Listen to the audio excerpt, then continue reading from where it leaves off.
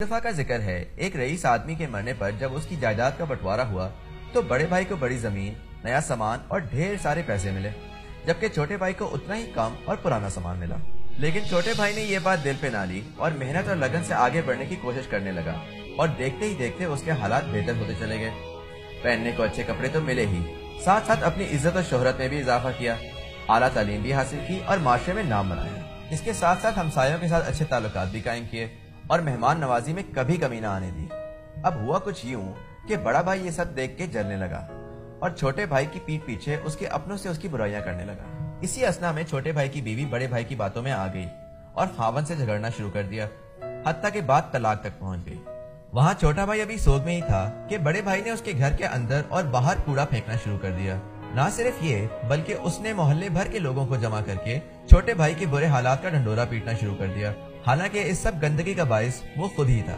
آہستہ آہستہ چھوٹے بھائی کے قریبی ساتھی اس سے نفرت کرنے لگے اور محلے کے تمام لوگوں نے اسے اکیلا چھوڑ دیا۔ لیکن بڑا بھائی تب بھی باز نہ آیا، وہ ملازموں کو رشوت دیتا اور ملازم چھوٹے بھائی کے گھر جا کر تباہی پھیلاتے۔ حالات جب ناگزیر ہو گئے تو چھوٹے بھائی کا گھر چلانا مشکل ہو گیا۔ بڑا بھائی خود تو خوشحالی کی طرف بڑھنے لگا، پر چھوٹا بھائی ڈر ڈر کی ٹھوکریں کھانے لگا۔ پھر اچانک چھوٹے بھائی نے تہیہ کیا کہ وہ ہار نہیں مانے گا اور بڑے بھائی کی زیادتیوں کے باوجود اپنے گھر کی عزت کی پاسداری کرے گا۔ اس نے دن رات ایک کر کے اپنا گھر صاف کیا اور پھر محلے کے مشہور بزنس مین مسٹر چین کو اپنے گھر دعوت دی۔